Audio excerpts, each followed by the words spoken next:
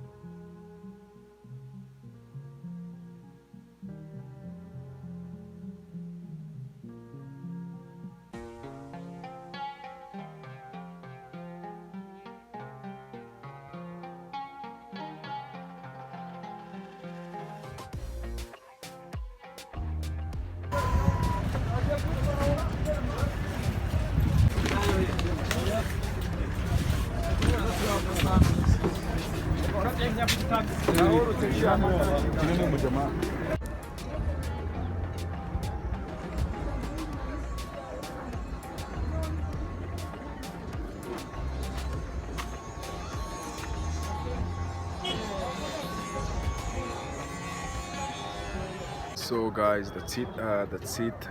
It was road from Kigali to Ruhango. So now we reached the bus station. Now we are in Ruhango district. We are in Ruhango district bus station. As you can see, my background, you can see some buses, and yeah, hope the road was super beautiful and interesting, because you learned something. You saw how Rwanda is. You saw Land of Thousand Hills. I think you saw many things. Yeah, and I'm here to show you many things. To learn, to see how Rwanda is, and the beauty of Rwanda, the beauty of Africa. So that's it, guys. That's it, and keep watching our videos. I'm gonna post some few videos we did here in Ruhango district. I did here in Ruhango district, so don't miss any, because all are amazing.